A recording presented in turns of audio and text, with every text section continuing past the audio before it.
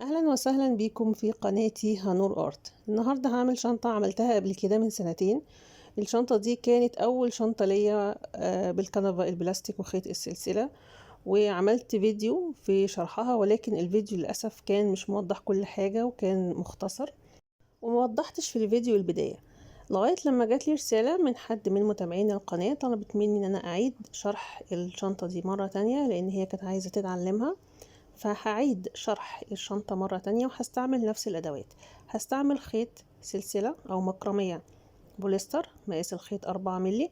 هستعمل نص بكرة من هنا ونص بكرة من اللون التاني، ومعايا قفل المسطرة بيكون معاه 3 مسامير وحلقتين من المعدن نص دايرة، أو أي حلقة معدنية تكون متوفرة عندك تكون بس نفس مقاس الشبك، وسلسلة من المعدن. الشبك اللي هستعمله شبك مربعات فيه صغيرة مقاس 3 ملي، والمقاسات بالتفصيل هتكون الطول 44 سنتيمتر، وعرض الشبك بالجوانب هيكون 47 سنتيمتر. اما العرض الجوانب هيكون يعني بتراوح من 5 ل7 سنتي في الرينج دوت، وعرض الشنطة عامة هيكون 23 سنتيمتر. اول حاجة بعملها بجيب قلم ماركر وبحدد خط من الجوانب. اول خط مستقيم عندي من عند الجوانب، خط اكمل بيه على طول لغاية الاخر من الناحيتين. يبقى انا بحدد هنا خط من عند الجنب، اول خط عندي هيكمل معايا من الناحية دي ومن الناحية التانية.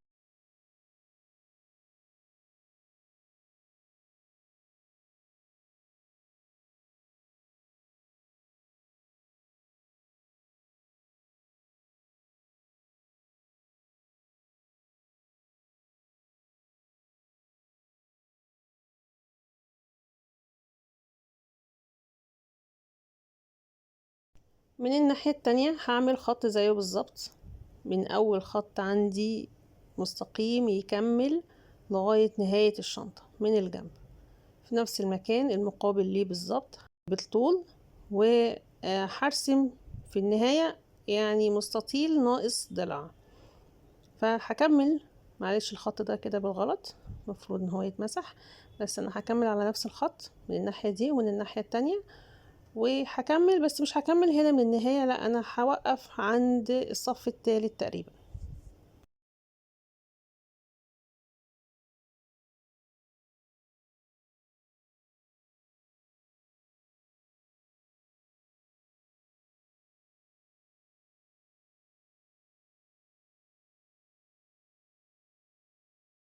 من اول هنا هعمل خط بالعرض في يعني بعد الصف التاني هعمل خط بالعرض واوصل الخطين مع بعض.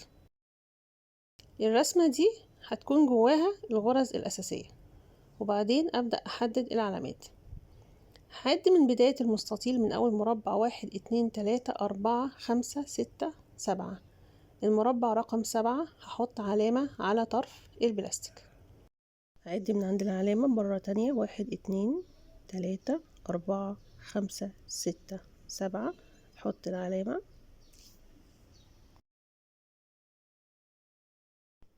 أعد من عند العلامة مرة تانية 1 2 3 4 5 6 7، وبعدين بحط العلامة، وبعد من عند العلامة مرة تانية 1 2 3 4 5 6 7. المربع رقم 7 بحط العلامة، وبكمل بنفس الطريقة وبحط العلامات. بعد من عند العلامة 1 2 3 4 5 6 7، واحط العلامة واكمل لغاية لما اوصل للخط الاسود.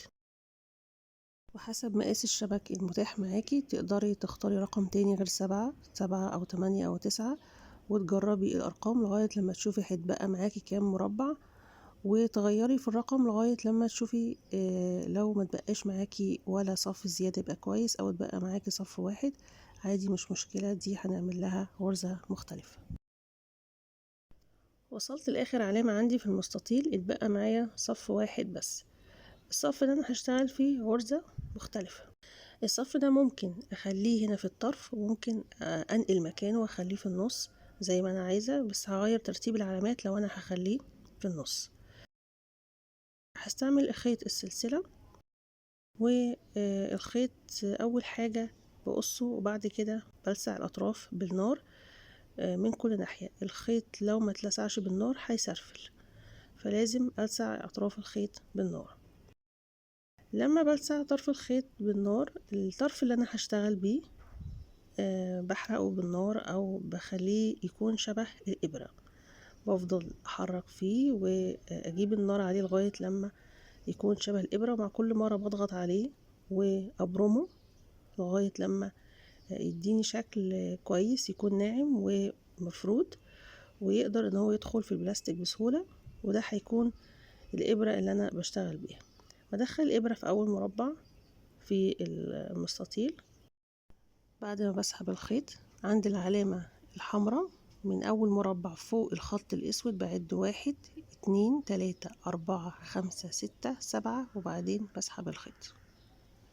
بعد ما بسحب الخيط باجي عند تاني مربع بدخل فيه الخيط وبسحبه، وباجي عند المربع رقم 2 المقابل ليه من الناحية التانية بميل بسحب الخيط.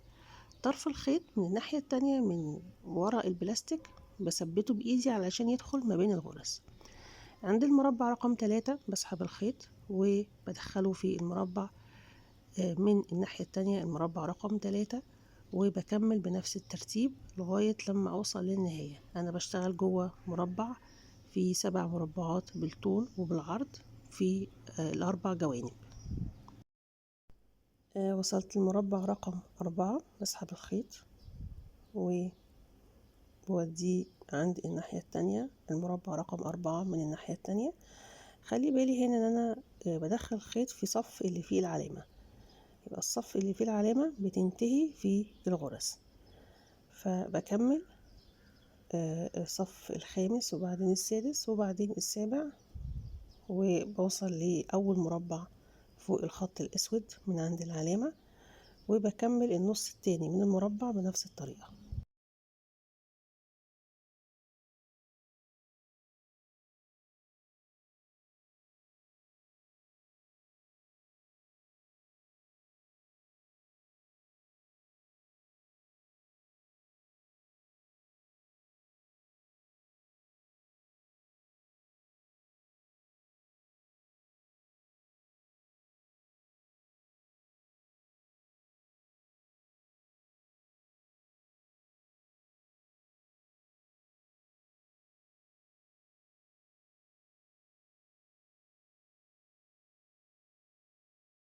انتهت أول غرزة معايا عند صف العلامة اللي لونها أحمر، وده هيكون شكل النمط اللي هنكمل بيه كل الغرز في الشنطة.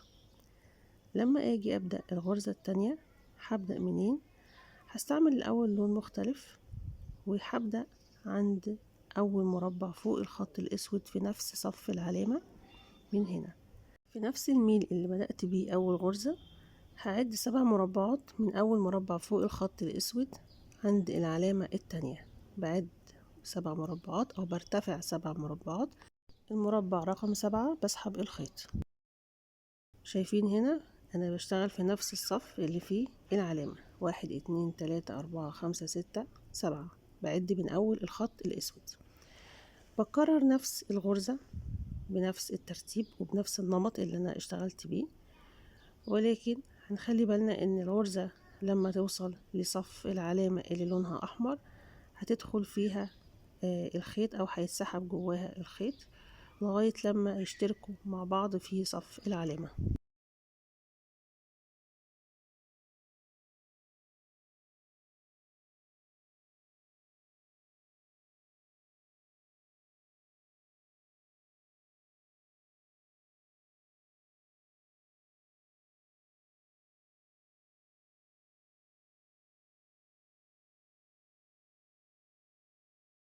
وصلت المربع رقم 7. بدخل الخيط في المربع اللي انتهت فيه الغرز الأولى في صف العلامة، وبكمل الغرز. هلاحظ ان العلامة او الصف اللي فيه العلامة بتشترك فيه الغرز مع بعضها الغرزة الاولى مع الغرزة التانية. الخيط بس ما تشدش معايا في الغرزة اللي قبل اللي فاتت، فهصلح ده بعد كده. فالمهم هكمل الغرزة زي ما احنا شايفين هي متداخلة. بيحصل عادي ان طرف الخيط ممكن يتكسر، وبحدده مرة تانية بالنار، فده حاجة يعني مفيش مشكلة، عادي بتصلح. ومع الوقت ومع الشغل الكتير هتلاقي ان انتي بتعرفي تظبطي طرف الخيط وتخليه يدخل زي الإبرة بالظبط، وما يضغطش على البلاستيك ولا يقطعه. بكده انا خلصت الغرزة التانية، وده هيكون شكلها زي ما احنا شايفين ان الاتنين مشتركين في صف العلامة اللي لونها احمر. وهكمل باقي الصفوف بنفس الطريقة. من اخر مربع في الصف الاخير بعد 1 2 3 4 5 6 7، برتفع 7 مربعات من اخر مربع في صف الغرزة الاولى، وبكرر نفس الغرزة. وخلي بالي هنا وانا بشتغل الغرزة ان انا بدخل في المربعات اللي انتهت فيها الغرز الاولى، او غرزة المربع الاسود، بدخل فيها الخيط في نفس المربعات اللي انتهت فيه. فبكمل الغرزة بنفس النمط وبنفس الطريقة، مع مراعاة طبعا ان الخيوط بتتداخل في المربعات اللي انتهت فيها الغرز الاولى، سواء ده كان بالطول او بالعرض. المربع ده تحديدا هيدخل فيه 3 خيوط، وبعد كده هيدخل فيه خيط رابع لما اعمل المربع اللي بعديه باللون الاسود.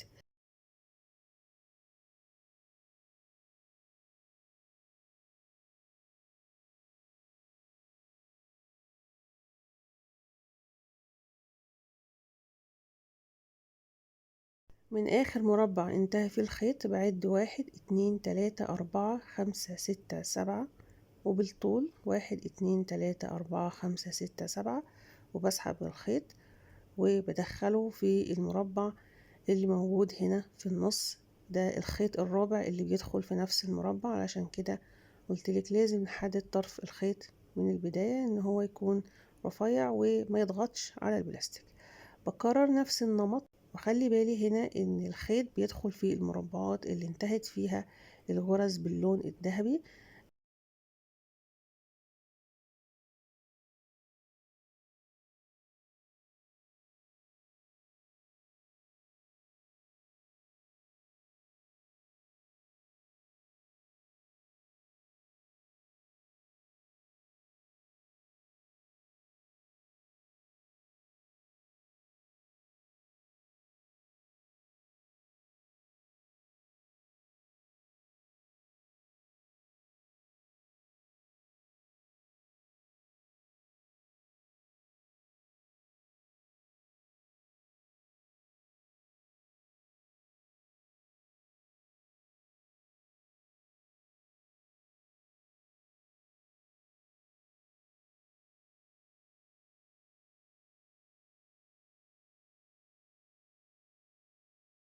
هكمل الغرز كلها بنفس الطريقة، سواء ده كان بالطول او بالعرض زي ما احنا شايفين دلوقتي. وهنا نخلي بالنا ان تسلسل الغرز ماشية ازاي. وقفت هنا عند قاعدة الشنطة. قاعدة الشنطة انا اشتغلت فيها شغل مختلف، وسبت هنا مسافة متساوية. ودي نقطة مهمة جدا، ان انا هنا لو هسيب 2 سنتي من الجزء ده قاعدة الشنطة، يبقى من الناحية التانية يكون 2 سنتي بالظبط. اشتغلت مربعات من تحت، من اول هنا من قاعدة الشنطة لغاية فوق، ما تبقاش معايا اي مربع فاضي. طيب بالنسبة للجوانب، هنا عملت غرزة مختلفة، وهوريكم بعد شوية هتكون الغرزة دي عاملة ازاي.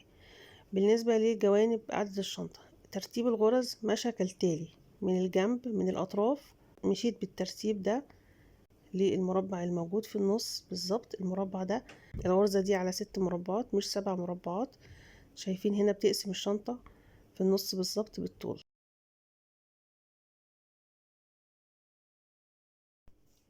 أعد هنا 1 2 3 4 5 6 7. أول 7 مربعات اشتغلت فيهم أول غرزة، وسبت هنا مسافة لتركيب الجنش أو تركيب الحلقة المعدنية. هحط الحلقة المعدنية في المكان ده، وابدأ ان انا ادخل الخيط في المربعات اللي انتهت فيها الغرزة اللي فوق واسحب الخيط وادخله في المربعات اللي انتهت فيها الغرز باللون الذهبي.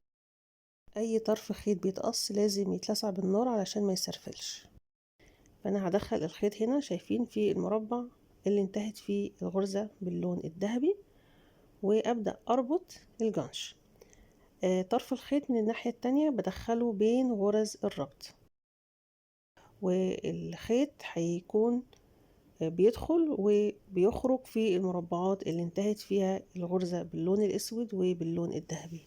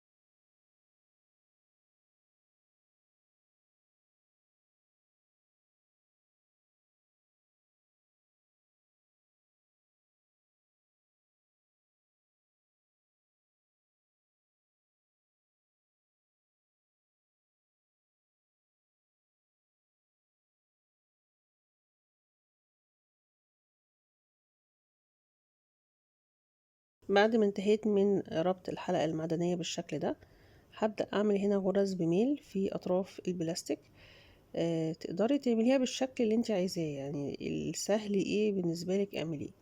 فهعملها هنا بميل نفس الترتيب، وبرضو هتدخل في المربعات اللي انتهت فيها الغرزة باللون الأسود أو الغرزة المربعة.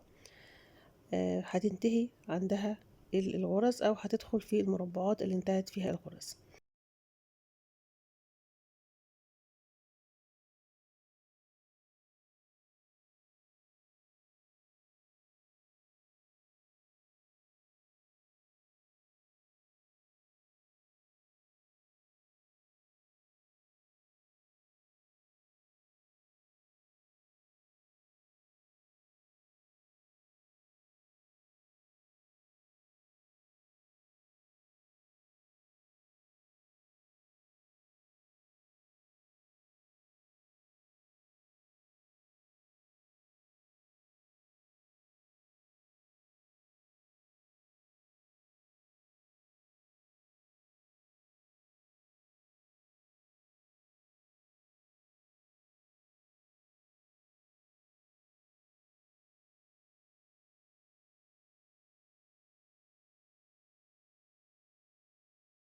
بعد ما خلصت الغرز بميل، هاجي من النص بالظبط في المربعات اللي في النص هعمل غرز عكس الاتجاه. ممكن ما اعملهاش، يعني دي حاجة خطوة اختيارية، فانا هنا عملتها علشان تدي شكل لطيف للجوانب. فهنا هكمل الغرز عكس الاتجاه.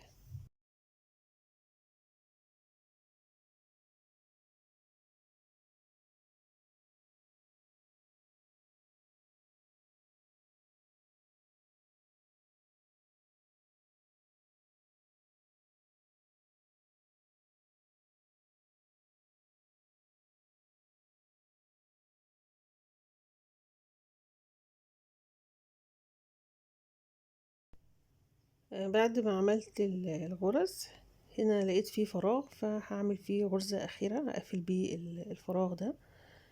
خلصت الجزء اللي فوق اللي في الجنب، من هنا هيكون ده شكله. هبدأ أعمل غرز بميل في الجوانب وهكمل بيها لنهاية السطر. بسيب مربع وبدخل في المربع اللي بعديه، وده هيكون شكل النمط في الغرز اللي في الجوانب. هكمل الغرز بنفس الطريقة لغاية لما اوصل لقاعدة الشنطة.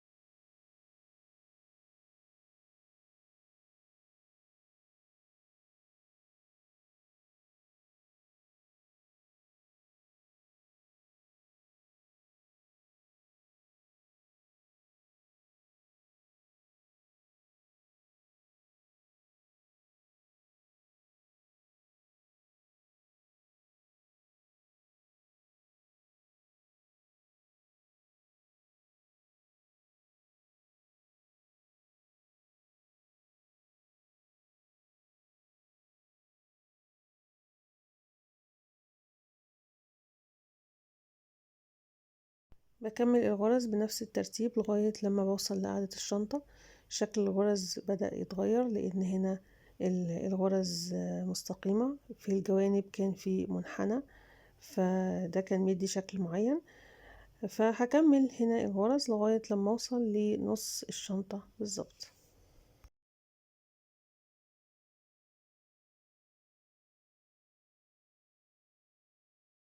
وصلت للنص، بدخل الخيط في المربع الموجود في النص بالظبط، وبعمل آخر غرزة بميل.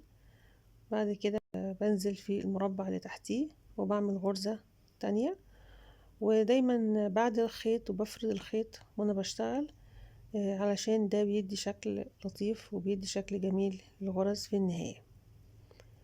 بكده اكون قفلت قاعدة الشنطة، ودي كده اخر غرزة معايا. بعد ما بسحب الخيط ده بيكون شكل الغرزة، ومن الناحية التانية بكرر نفس الغرز باللون الاسود.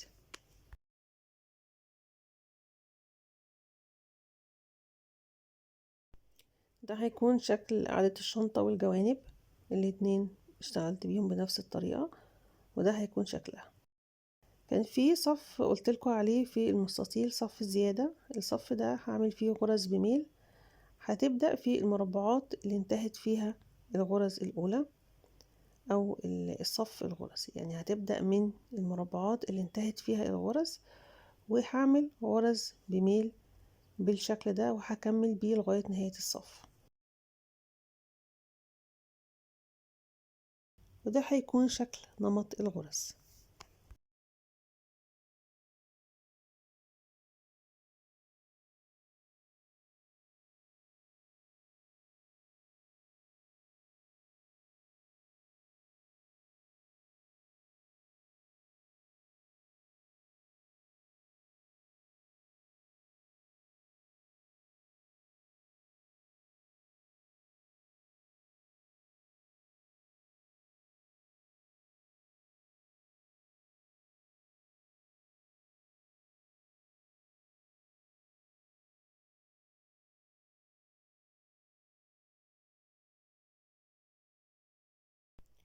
وصلت هنا لآخر غرزة بميل في الجنب من هنا. متبقي معايا هنا قاعدة الشنطة لسه في جزء ما اكتملش، فهعمل فيه غرز باللون الذهبي، هعملها بميل وهكمل بيها لغاية النهاية. شايفين الغرز اللي باللون الذهبي من قاعدة الشنطة من تحت؟ هعمل زيها بالظبط هنا، غرز بميل باللون الذهبي. بسحب الخيط على مربعين 2، بعد كده بكمل باقي الصف وبسحب الخيط على 3 مربعات بميل زي ما هنشوف دلوقتي.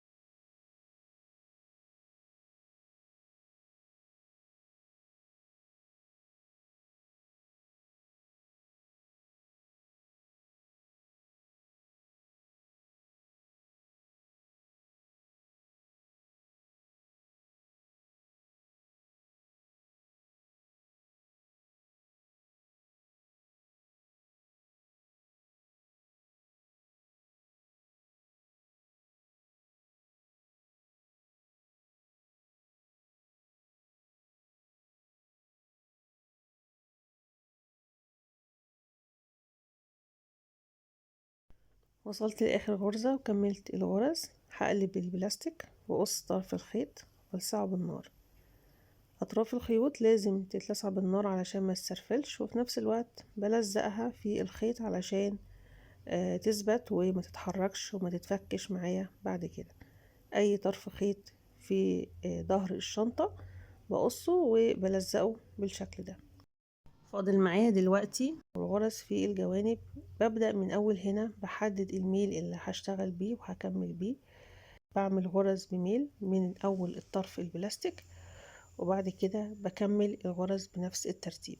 تحديد الميل مهم، ما يكونش الميل زيادة عن اللازم فيكون في تزاحم خيوط، ولا يكون الميل اقل فيكون البلاستيك واضح ويكون في تباعد بين الخيوط. بخلي الميل في النص كده، يعني بخليه مظبوط لغاية لما يغطي البلاستيك ويكون شكله مقبول وشكله لطيف في الجوانب. وبمسك طرف الخيط بإيدي من الناحية التانية وبيدخل ما بين الغرز.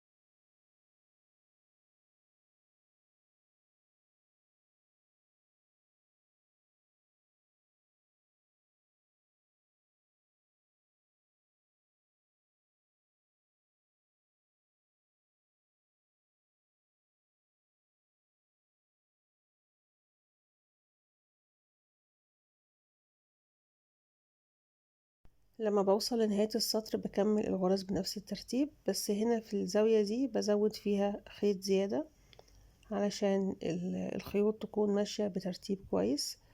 خيطين في مربع واحد، المربع اللي في الزاوية دخلت فيه خيطين. بعد كده برجع بكمل خيط واحد من كل ناحية، وبكمل الغرز بنفس الميل لغاية لما بتنتهي معانا بالشكل اللي احنا شايفينه دلوقتي.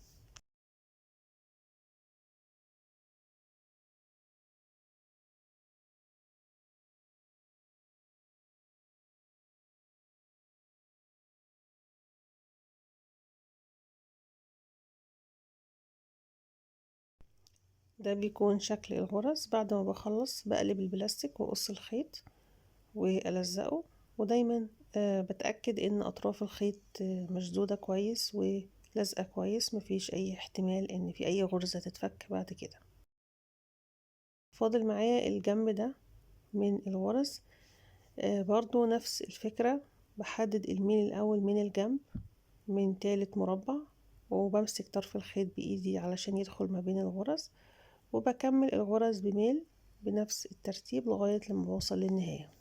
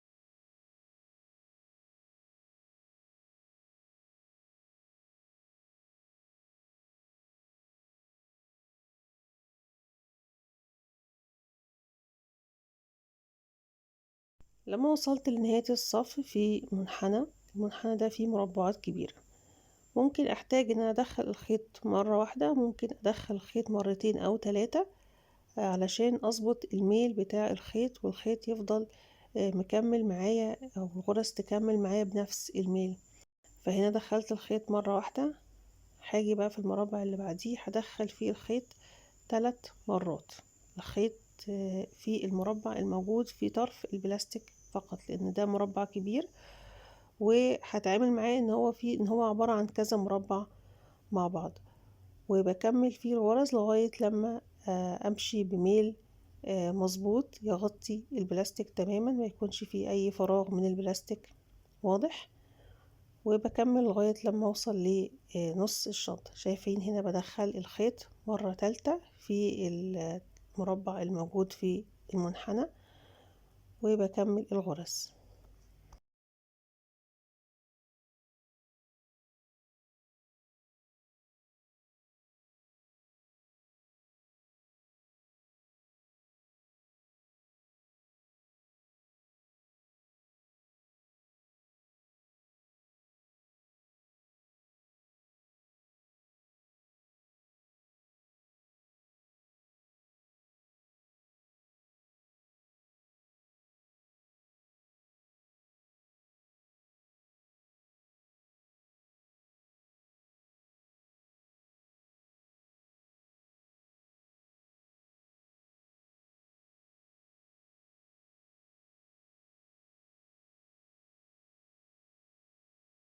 بعد ما بعدي المنحنى بكمل الغرز بميل في مربع واحد في الطرف البلاستيك، والمربع اللي انتهت فيه الغرز المربعة، وبكمل لغاية لما بوصل لنص البلاستيك.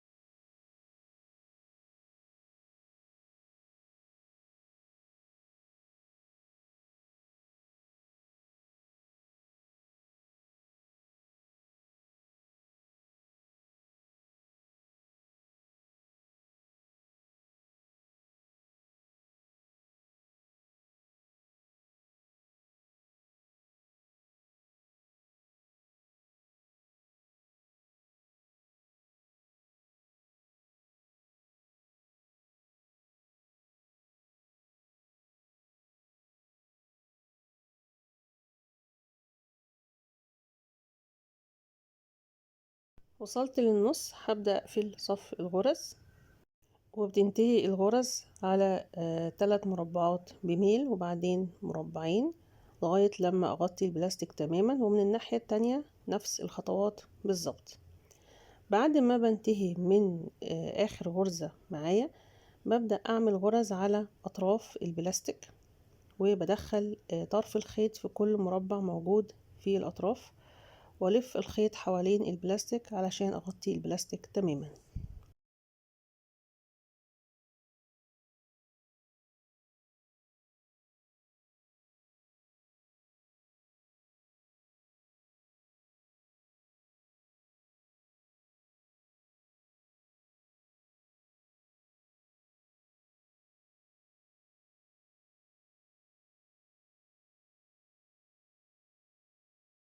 لما بوصل للمنحنى بتكون المربعات هنا كبيرة، فبدخل الخيط مرتين في كل مربع كبير موجود في المنحنى. بعد كده بدخل خيط واحد بس في المربعات الصغيرة.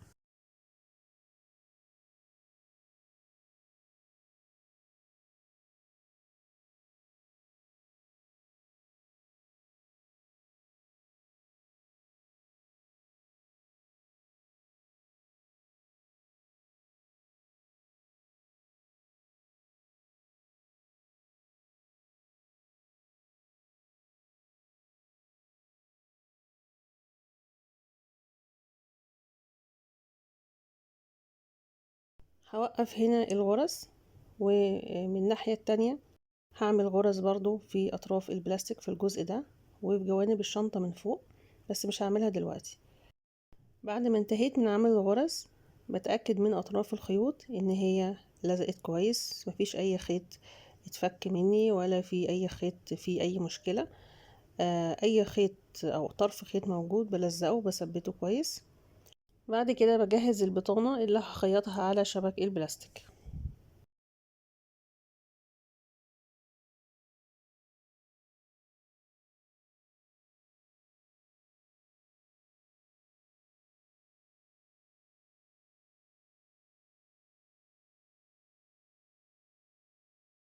أبدأ أقص القماش وأبعد 2 سنتي تقريبا عن الأطراف البلاستيك، وبقص البطانة من كل جنب من الجوانب.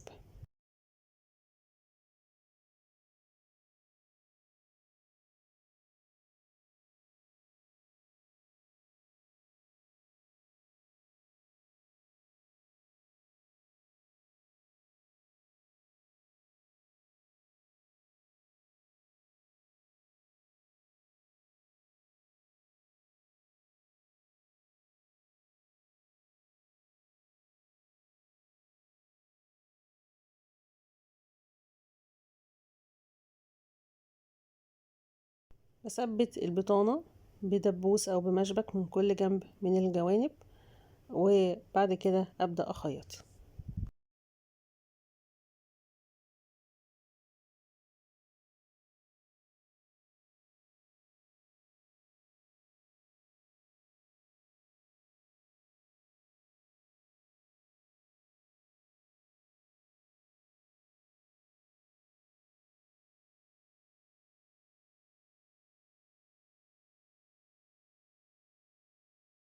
الزوايا اللي موجودة في البطانة بقص جزء صغير، مش بوصل للآخر، ده بس علشان يساعدني ان انا اعرف اتني القماش لما اجي اخيط البطانة.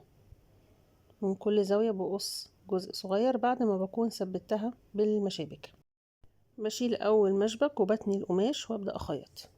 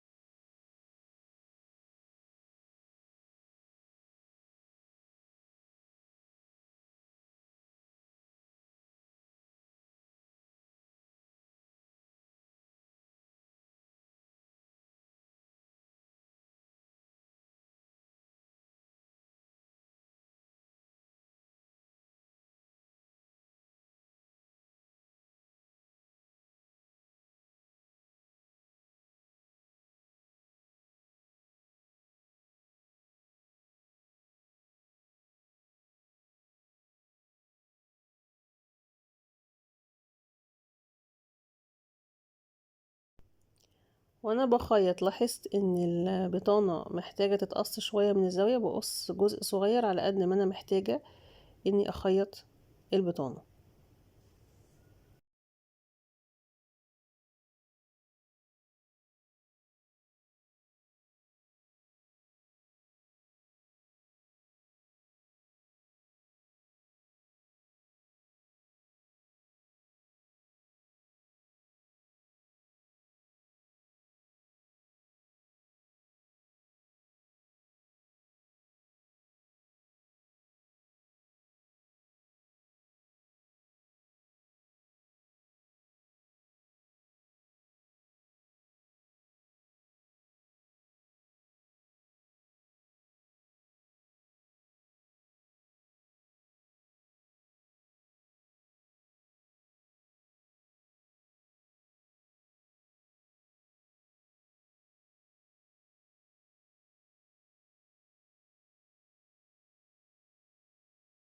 بكمل خياطة باقي الجوانب كلها بنفس الطريقة، وده بيكون شكلها بعد ما بتنتهي من كل جنب من الجوانب. ده بيكون شكل البطانة.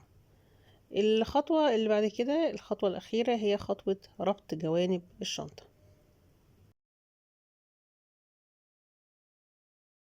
بجيب طرف الخيط. الخيط اللي هستعمله هيكون تقريبا متر إلا ربع، وهدخله في أول مربع موجود في الزاوية. من أول هنا بسحب الخيط وبثبت طرف الخيط بإيدي من الناحية التانية، وبدخله في المربع المقابل ليه في الجنب التاني من هنا، وبسحب الخيط. طرف الخيط هيدخل ما بين غرز الربط. بكمل الربط بنفس الطريقة لغاية لما بوصل للمنحنى. بخلي بالي ان المنحنيات فيها مربعات كبيرة، فبتعامل مع المربع الواحد ان هو مربعين اتنين، وبدخل فيه الخيط مرتين. ده في الجزء الخاص بالمنحنى. اما الجزء الخاص بجنب الشنطة اللي موجود فيه الجنش، ده فيه مربعات عادية وصغيرة. هكمل الربط لغاية قبل الجنش، علشان في خطوة مهمة محتاجة اعملها قبل ما اكمل الربط لغاية النهاية.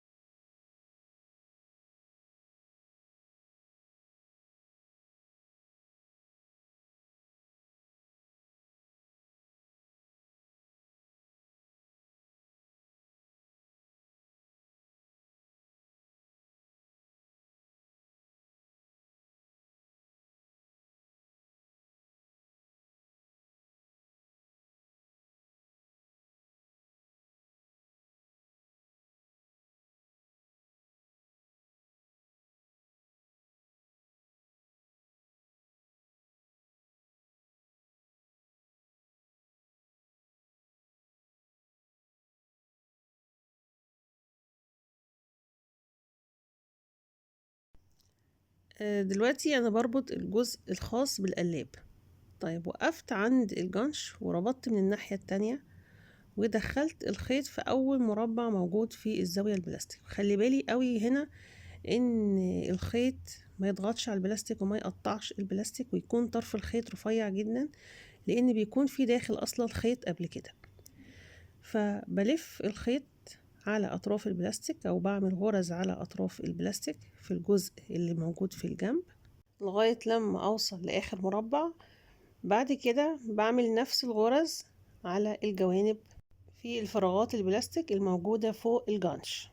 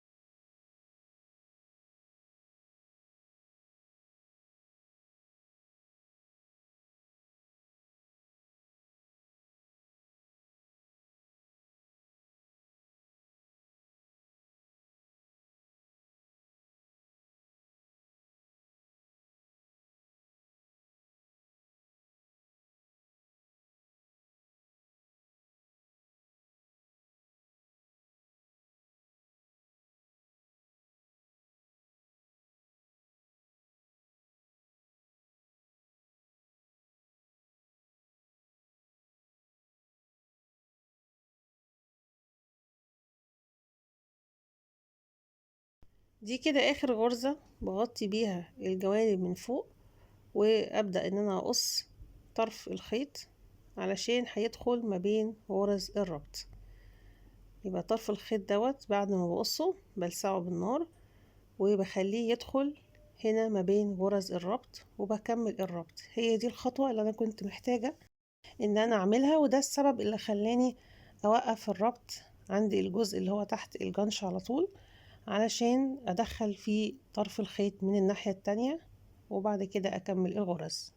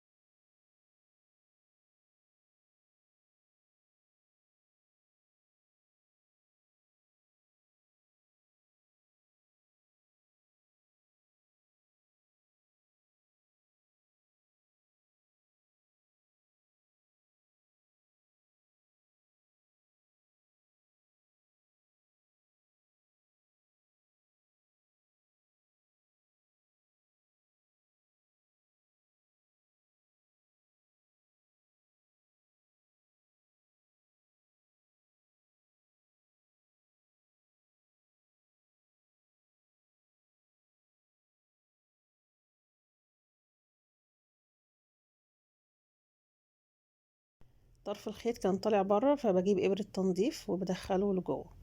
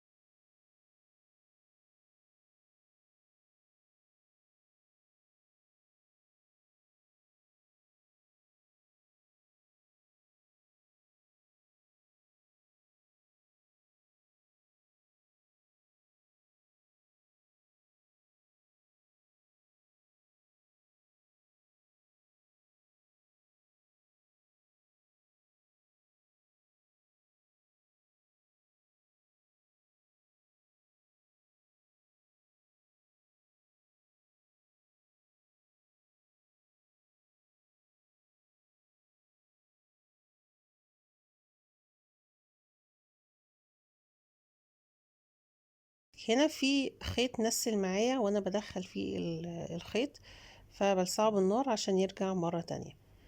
فوصلت كده لاخر غرزة، ابدأ اعمل غرز على اطراف البلاستيك.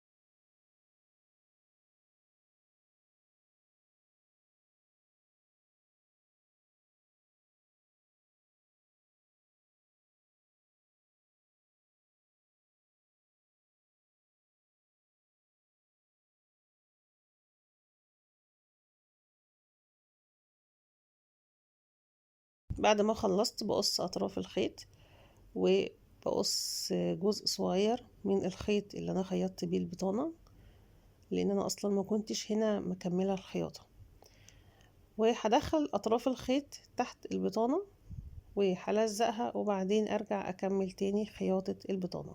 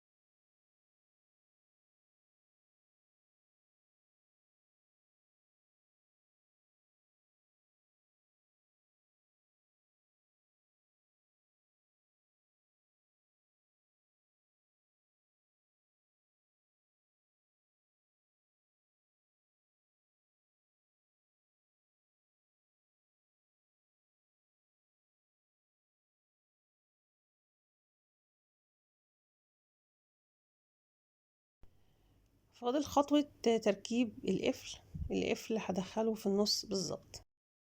علشان اعرف المكان في النص فين، لان انا هنا عندي المربعات فيها صف زيادة اللي هو باللون الذهبي، فهجيب المتر واقيس واشوف نص المسافة فين بالظبط، وابدأ ان انا احدد لها مكان. لان النص اللي انا عملته باللون الاسود ده ما كانش نص مظبوط، كان اتحرك شوية، فهنا في القفل لازم يكون في النص بالظبط، مفيش اي تغيير علشان الشنطة تقفل بشكل صحيح.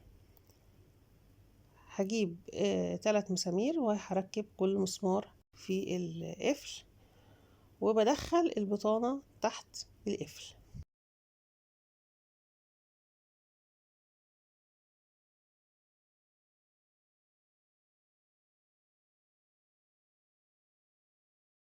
ده بيكون شكل المسامير بعد ما اتربطت. بجيب الجزء التاني من القفل واحدد مكان ليه في نص الشنطة، وبجرب الاول ازاي اقفل الشنطة علشان اشوف مكانه في النص بالظبط ويقفل بشكل مظبوط.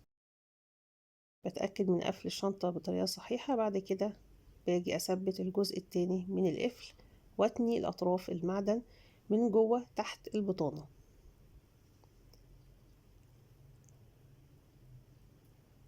كده الخطوات كلها انتهت، فاضل بس ان انا اركب السلسلة المعدن في الشنطة، واركبها كمان من الناحية التانية.